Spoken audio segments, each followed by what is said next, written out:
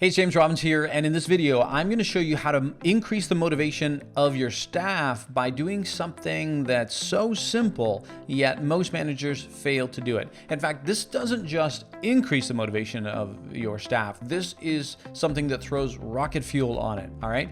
So I'll give you an example. I was working with a cosmetic day spa, and they were having a motivation problem. So what was happening, basically, this is a place where even though people went in to get spa services, like makeovers and things like that, their main revenue driver was selling cosmetics.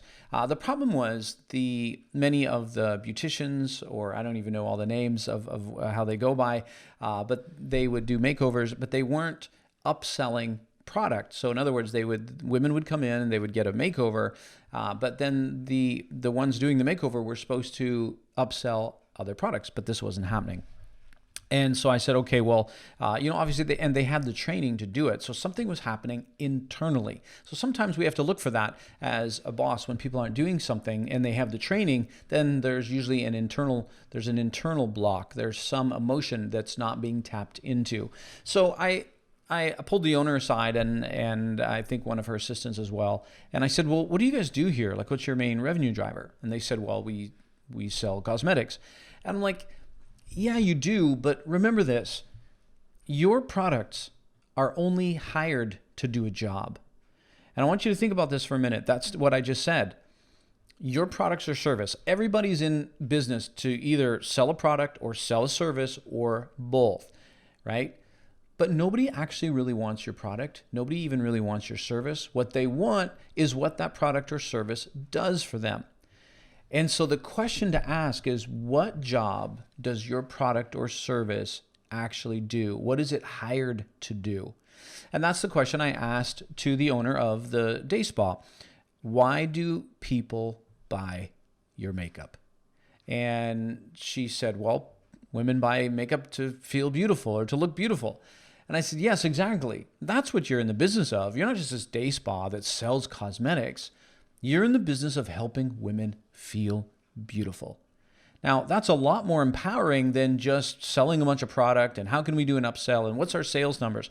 And I said, so we have to start getting all of your beauticians to start thinking in that way, like, hey, I am here to help women feel more beautiful. Now, this would seem so simple, right? But what happens to all of us is we get in a busy environment. We get so caught up with just all the ins and outs, the to-do lists that we've got to do, trying to hit numbers, sales numbers, and it steals our intrinsic motivation away from us. But if you want to restoke the fires of intrinsic motivation, what you want to do is connect purpose to pay. So in other words, for these women who are working at this day spa, we didn't want it just to be about sales numbers. We wanted them to make an emotional connection to, I am helping this woman in front of me feel beautiful. And if I really believe in our products, which don't work there if you don't, but if I really believe in our products, then to recommend them at the end, if I really feel like it's going to help this woman feel even more beautiful or easier to apply her makeup, or it's a better brand or better product, whatever it might be.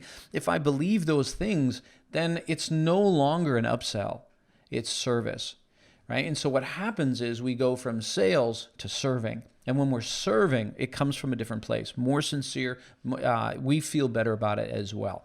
So that's the idea. And so we started having these conversations with the women who were actually doing the makeovers. And it's interesting that a woman came in not long after this and had a makeover, and then she went to pay for everything.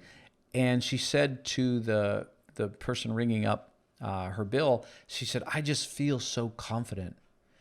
And I said, yes, like take that soundbite and pass this back to your managers and your beauticians and say, reminder, this is what we do. Don't forget that.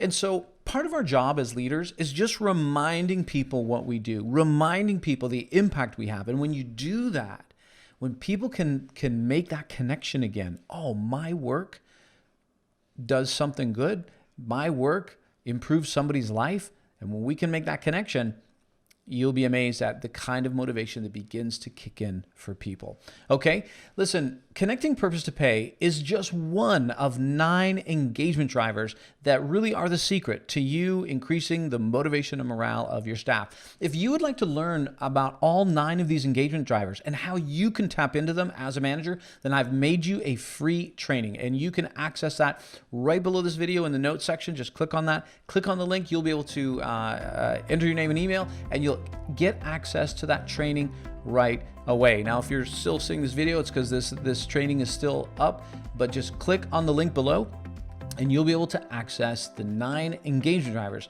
and I'll show you how to put them into practice in your workplace.